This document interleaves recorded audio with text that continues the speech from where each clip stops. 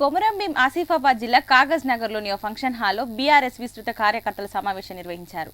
ఈ సమావేశానికి ముఖ్య అతిథులుగా ఆర్ఎస్ ప్రవీణ్ కుమార్, ఆసిఫాబాద్ ఎమ్మెల్యే కోవలక్ష్మి, మాజీ మంత్రి జోగురామన్న, జెడ్పీటీసీల ఫోరం అధ్యక్షులు Arigila Nageswararao, BRS party Adilabad parliament అభ్యర్థి ఆత్రం సక్కు, సిర్పూర్ నియోజకవర్గ ఇన్ఛార్జ్ దండే విఠల్ పాల్గొన్నారు.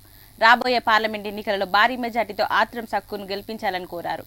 ఈ కార్యక్రమంలో బీఎస్పీ మాజీ జిల్లా అధ్యక్షులు లింగుగూరె శ్యామరావు, పిల్లల తిరుపతి, టక్కరి పోషం, నక్క మనోహర్, పార్టీ కార్యకర్తలు పాల్గొన్నారు. పార్లమెంట్ ఎన్నికలు ఒక నిజానికి ఒక అబద్ధానికి మధ్య పోరాటం.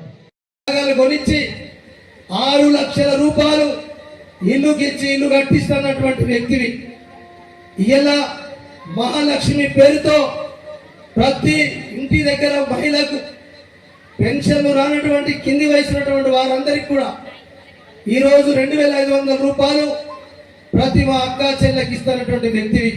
బీఆర్ఎస్ అండ్ టీఎస్పీ కార్యకర్తల విస్తృత సమావేశానికి ముఖ్య అతిథులుగా విచ్చేసినటువంటి గౌరవ పెద్దలు ఆర్ఎస్ ప్రొఫెసర్ గారికి, మరో ముఖ్య అతిథులు పెద్దలు మాజీ మంత్రి వర్యులు జోగురామస్వామి గారికి, అదేవిధంగా ఈ జిల్లా ఇవాళ మనం కొమరంభీములో ధైర్యంగా చెప్తున్నటువంటి ఈ కొమరంభీము జిల్లాను సాధించినటువంటి ఆ రోజు మనం ఈ రోజు కూడా అవే కొనసాగుతున్నాయి.